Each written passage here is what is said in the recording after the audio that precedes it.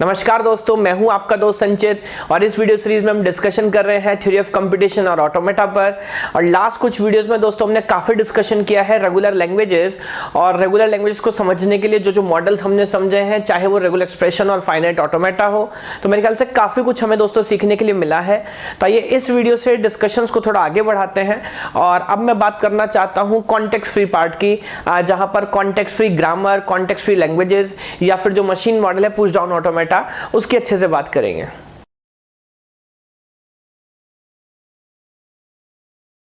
तो दोस्तों इससे पहले कि मैं कहानी स्टार्ट करूं कॉन्टेक्स्ट फ्री लैंग्वेजेस या फिर पीडीए की, थोड़ा सा एक रिव्यू करेंगे रेगुलर लैंग्वेजेस में हमने क्या समझा है और एक्चुअली मैं समझाना क्या चाहता हूं कि कॉन्टेक्स्ट फ्री पार्ट की हमको जरूरत क्यों पड़ी, वो क्या काम है जो एक फाइनाइट ऑटोमेटा नहीं कर सकता। देखिए जिसकी वजह से दोस्तों में स्विच करना पड़ता है पीडीए की तरफ। तो अगर मैं सबसे शॉर्ट में एक बात समझूं तो मैं समझता हूं कि हमारे पास होती है रेगुलर ग्रामर दोस्तों, है ना।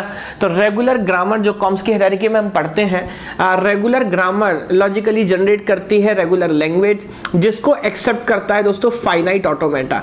वो अलग बात हमने समझा, फाइनाइट ऑटोमेटा भी दो तरह का हो सकता है, डिटरमिनिस्टिक और नॉन डिटरमिनिस्टिक। तो देखिए ग्रामर दोस्तों एक जनरेटिंग डिवाइस है। ग्रामर ने लैंग्वेज जनरेट किया और लैंग्वेज ने एक्सेप्ट किया, लैंग्वेज को एक्सेप्ट किया फाइनाइट ऑटोमेटा ने। हमारा पूरा कंसंट्रेशन हमेशा और हमेशा रहता है रेगुलर लैंग्वेजेस पर। बट जैसा हमने समझा था, कोई लैंग्वेज रेगुलर है कि नहीं ये समझने का आसान काम नहीं है, इसको डिफाइन करना भी थोड़ा सा दोस्तों मुश्किल है। तो लैंग्वेज रेगुलर है कि नहीं ये कैसे पता लगाते हैं, तो हम बोल सकते हैं कि अगर कोई फाइनाइट ऑटोमेटा है जो उस लैंग्वेज को एक्सेप्ट करता है तो मैं बोल सकता हूं वो लैंग्वेज साहब रेगुलर है। या फिर बेस्ड ऑन ग्रामर, अगर कोई ग्रामर ऐसा है रेगुलर ग्रामर जो उस लैंग्वेज को जनरेट कर सकता है तो वो लैंग्वेज रेगुलर है। बट दोस्तों बहुत सारे क्वेश्चंस हमने सॉल्व किए हैं फाइनाइट ऑटोमेटा डिजाइनिंग पर, बिकॉज डायरेक्ट ये समझाना कि लैंग्वेज किस टाइप का है, फॉर एग्जाम्पल रेगुलर है कि नहीं, मुश्किल काम है। तो हमने क्या सीखा है, बहुत सारे फाइनाइट ऑटोमेटा बनाने सीखे हैं। तो अब मैं आपसे पूछूंगा लैंग्वेज रेगुलर है कि नहीं, तो आपको क्या सोचना है कि उस लैंग्वेज के लिए हम फाइनाइट ऑटोमेटा बना सकते हैं कि नहीं बना सकते।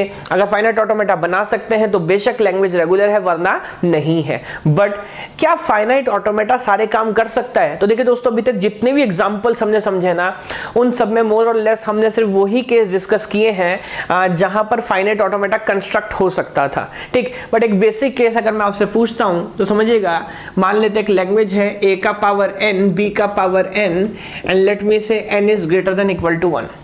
तो दोस्तों बड़ा ही ऑर्थोडॉक्स और बड़ा ही कॉमन एग्जांपल है जिससे आप कहानी स्टार्ट कर सकते हैं नॉन रेगुलर लॉजिक की या फिर कॉन्टेक्स्ट फ्री पार्ट जिसको हम बोलते हैं।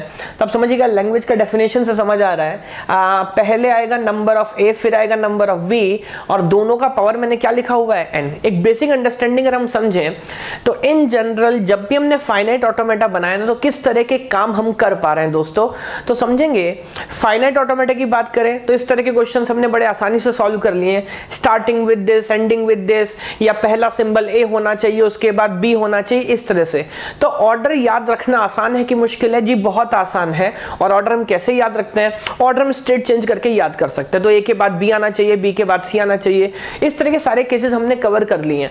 तो यहां पर इस क्वेश्चन की जो पहली डिमांड है वो ऑर्डर की है, तो पहले आना चाहिए ए, उसके बाद क्या आना चाहिए बी। ये काम हम कर सकते हैं। बट जो समस्या है दोस्तों वो क्या है कि ए के ऊपर लिखा है एन और बी के ऊपर भी क्या लिखा हुआ है एन। इसका मतलब नंबर ऑफ ए और नंबर ऑफ बी भी दोस्तों क्या होना चाहिए, बराबर। अब फाइनाइट ऑटोमेटा की क्षमता की, कैपेबिलिटी की आप बात करेंगे तो मैं काउंटिंग तो कर सकता हूं, बट फाइनाइट काउंटिंग कर सकता हूं। अगर आप मुझे बोले कि 3a के बाद 3b आना चाहिए, जो दोस्तों बेशक ये काम हम कर सकते हैं। कैसे?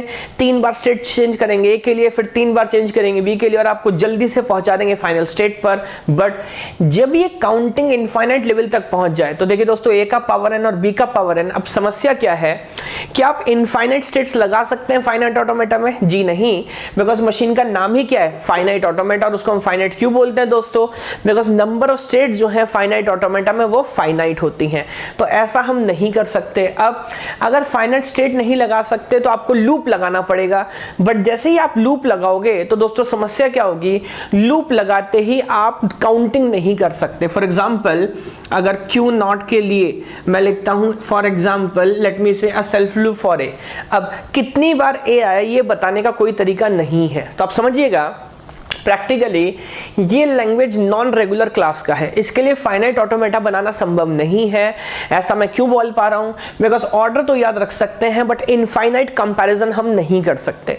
ऑल्दो इस चीज में बाद में हम सेपरेटली इंटेंस बात करेंगे कि कैसे पता लगाएं कि लैंग्वेज कॉन्टेक्स्ट फ्री है कि नहीं है, बट अभी शॉर्ट में आप समझिएगा फाइनाइट काउंटिंग की जा सकती है बट इनफाइनाइट काउंटिंग नहीं की जा सकती, और ये जो है लैंग्वेज इनफाइनाइट काउंटिंग रिक्वायर कर रहा है। तो इस केस में आप फाइनाइट ऑटोमेटा से इस प्रॉब्लम को सॉल्व नहीं कर सकते। तो देखिए अगली बात समझेंगे दोस्तों, अगर इस लैंग्वेज पे फाइनाइट ऑटोमेटा काम नहीं कर सकता तो अब हमको स्विच करना पड़ता है पावरफुल मशीन जिसको हम बोलते हैं पीडीए। अगर मैं शॉर्ट में आपसे बात करूं तो कॉन्टेक्स्ट फ्री लैंग्वेजेस में क्या क्या लाइफ स्पैन है, तो देखिए दो ऑर्डर जो है वो मान लीजिए स्टार्ट हम करते हैं कॉन्टेक्स्ट फ्री ग्रामर से। सेम एनालॉजी है, आप एक बार ध्यान दीजिएगा, वहां पर बोलते थे रेगुलर ग्रामर, यहां पर हम बोल रहे हैं कॉन्टेक्स्ट फ्री ग्रामर।